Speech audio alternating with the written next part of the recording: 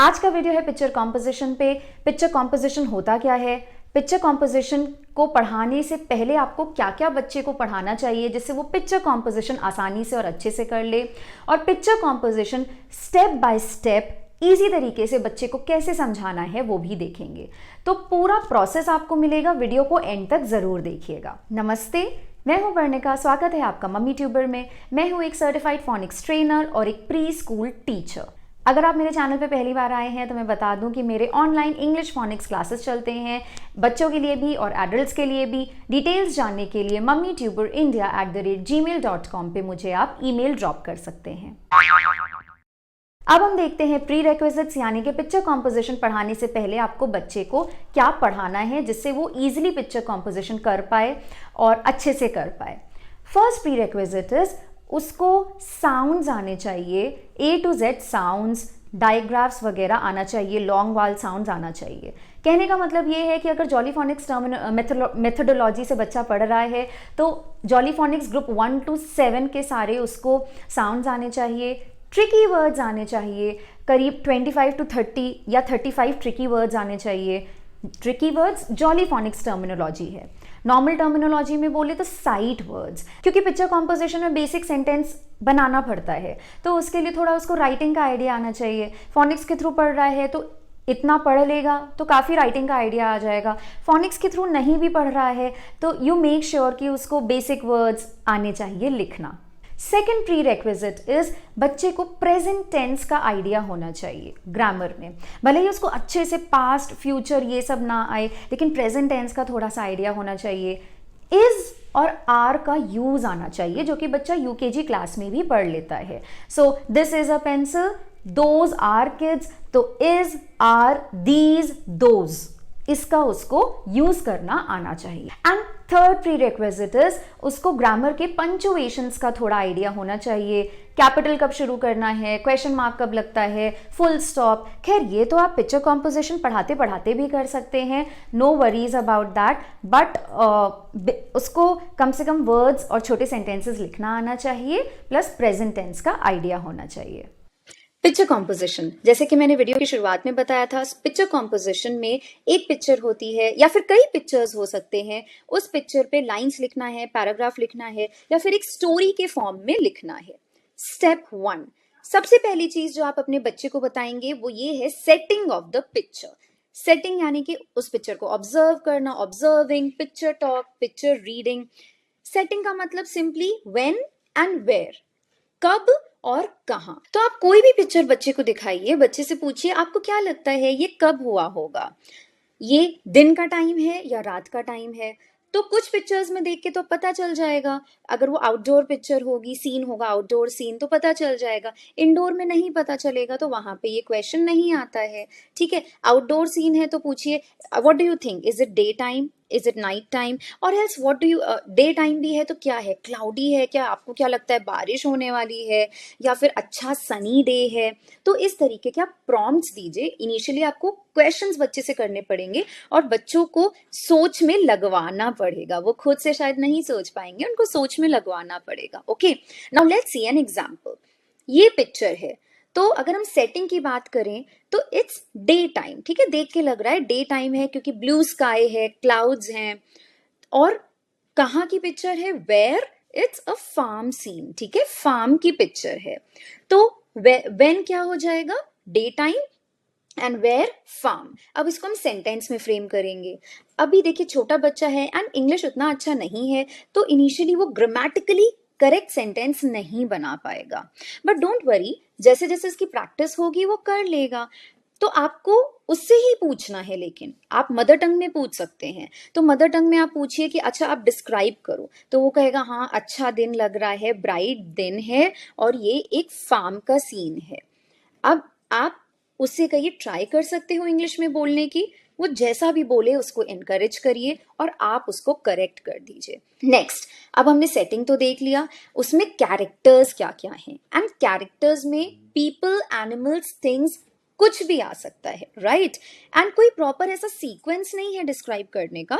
छोटे बच्चे हैं तो कोई भी सीक्वेंस में डिस्क्राइब कर सकते हैं। सो अगेन दिस पिक्चर, क्या क्या कैरेक्टर्स हैं, बच्चे हैं, some kids are there, animals are there. Animals like horse, pig, cow, and then ducks and hens are also there, right? And trees हैं, fence है, there is a barn, there is a windmill. हमें बच्चे से ही पूछना है कि क्या क्या है, एंड एक बार बच्चा ये बता देगा क्या क्या है, तो फिर फाइनल स्टेप क्या होगा, उन कैरेक्टर्स को डिस्क्राइब करना, उनकी एक्शंस, उनकी एक्टिविटी को डिस्क्राइब करना, and everything should be in the present tense. In fact step 1, step 2 सब प्रेजेंट टेंस में होगा.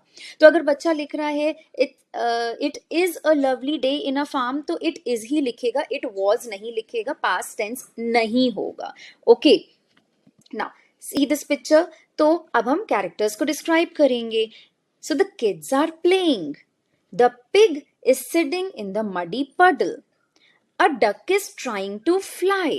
तो ये सिंपल सेंटेंसेस आप बच्चे को इनकरेज करिए बनाने के लिए. इन सबको जोड़ के हमने ये एक पैराग्राफ बना लिया है. Let's see the paragraph. It is a sunny day. Some kids are at the farm. There are some animals in the farm. There is a pig, a cow, a horse, ducks and hens. बहुत ही simple English मैंने language use करी है because class 1 का बच्चा इतना ही, एक average बच्चा okay इतना ही कर पाएगा. तो the children are playing in the farm, बच्चे खेल रहे हैं, एंड वो क्या करने की कोशिश कर रहे हैं, they are climbing up a stack of hay. There is a big red barn and a windmill in the farm. ठीक है, उसमें एक बार्न भी है, विंड मिल भी है. अब हम एनिमल्स को भी डिस्क्राइब कर सकते हैं, क्या कर रहे हैं. The pig is sitting in a muddy पडल, एंड जैसे मैंने बोला था द डक इज फ्लाइंग, वो भी लिख सकते हैं. The kids are enjoying their day at the farm, या ये भी हो सकता है the kids are looking happy in the farm. कुछ भी आप इस तरीके से सिंपल सेंटेंसेस बच्चे को इनकरेज कर सकते हैं लिखाने के लिए. Now I would like to give some more tips. Tip number 1 is please आप बच्चे से एक्सपेक्ट मत करिए वो पिक्चर देखे और अच्छे सेंटेंसेस फ्रेम करके लिख ले. It requires practice. ये कंटिन्यूअस प्रोसेस होता है, 1 2 3 पिक्चर्स दिखाने के बाद नहीं होता है, आपको धीरे धीरे प्रैक्टिस करानी पड़ेगी. ठीक है. टिप नंबर 2, जैसे मैंने बोला, हमेशा प्रेजेंट टेंस का यूज कराइए. टिप नंबर 3, बच्चा जब लिखेगा तो काफी सारे स्पेलिंग मिस्टेक्स करेगा. स्पेलिंग मिस्टेक्स पे आप उसकी स्पेलिंग मिस्टेक्स आप करेक्ट कराइए, क्योंकि फर्स्ट सेकंड के बच्चे को पूरा फोनिक्स नहीं आता या सारी स्पेलिंग्स याद नहीं होती हैं, तो वो करेंगे स्पेलिंग मिस्टेक्स. आपका काम है कि आप उनकी स्पेलिंग मिस्टेक्स करेक्ट कराइए. Now I would like to show the notebook of my daughter. She is 6 years and 8 months, करीब मतलब 6.5 साल से ऊपर की है वो. तो मैंने ये उसकी ये इंग्लिश नोटबुक है, मैंने उसकी इंग्लिश नोटबुक में ही ये ऐसे प्रिंट आउट लेके पिक्चर्स, कलर्ड पिक्चर्स लगा दिए हैं. आपको प्रिंट आउट नहीं लेना है तो आप सिंपल फ़ोन पे या लैपटॉप पे भी बच्चे को पिक्चर दिखा के, बहुत सारे इमेजेस अवेलेबल हैं गूगल पे, दिखा के आप उस पर पिक्चर कॉम्पोजिशन करा सकते हैं. तो जैसे उसने ये वाला पिक्चर चूज़ किया, मैंने चारों पिक्चर्स के ऑप्शन दिए, शी चोज दिस वन. ये पिक्चर में क्या है, सबसे पहले हम सेटिंग देखते हैं. तो मैंने उसको पूछा, okay what do you think, what is the setting of the picture, is it day time or is it night time, and where is the scene, like कहाँ का सीन है. तो उसने बोला it's night time because moon है, stars हैं, and scene is of a small park. ठीक है, कोई छोटा पार्क हो सकता है, और इट्स नियर अ पॉन्ड. ठीक, तो इस पे अब हमने सेंटेंस सिंपल सा फ्रेम किया. उसने बोला कि यहाँ पे फायर जल रहा है तो शायद ठंडी है, बट ये लोग कपड़े तो हाफ पहने हैं. बट स्टिल मैंने कहा आपको जो समझ में आ रहा है अब लिखो. तो उसने लिखा it is a cool night. Okay, now what are the characters. Step 2 हमारा क्या था, characters. So what are the characters. So characters में there is a boy, there is a girl. उसके अलावा थिंग्स क्या क्या हैं, ट्री है, फेंस है, टेंट है, बॉनफायर है. So then we framed it into a sentence. Now उसने बिल्कुल ग्रामेटिकली करेक्ट सेंटेंस नहीं बनाया था, मैंने उसको थोड़ा हेल्प किया. So there is 1 girl and 1 boy. There is a red tent. Now उसने लिखा था there red tent, then I corrected it. There is a red tent and a bonfire near the tent. The boy and the girl are fishing in the pond. ठीक है, ये लोग मछली पकड़ रहे हैं, फिशिंग कर रहे हैं.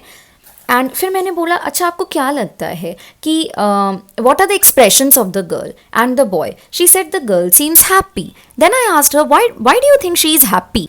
शी इमीडिएटली सेड दैट मम्मा उसके बकेट में फिशेज हैं, उसने फिशेज पकड़ ली हैं तो इसीलिए वो खुश है. I said okay can you try to frame it in English, थोड़ा आप इंग्लिश में फ्रेम कर सकते हो. तो उसने थोड़ा फ्रेम किया, again not exactly grammatically correct but yes she framed it. So what she wrote is the girl is happy because, now because का स्पेलिंग गलत है, मैंने उसको ट्रिकी वर्ड है ये तो लर्न कराने का कोशिश किया बट वो भूल गई, तो मैंने फिर से जब पूरा हो गया उसका काम उसको ये इतनी बार बिकॉज लिखने को दिया. The girl is happy because she caught, again caught का स्पेलिंग गलत है, so caught some fishes. The boy is trying, trying का स्पेलिंग उसने थोड़ा गलत लिखा, so trying to catch fishes, again catch में टी मिसिंग था तो मैंने उसको इतनी बार लिखने को दिया. आई होप आपको आज का वीडियो पसंद आया होगा. अगर आपको पिक्चर कॉम्पोजिशन के बारे में और कोई भी क्वेरी है प्लीज कमेंट सेक्शन में ही लिखिएगा, मैं जरूर रिप्लाई करूंगी. एंड कमेंट सेक्शन में एक थम्स अप देना मत भूलिएगा, it is very encouraging for me. Thank you.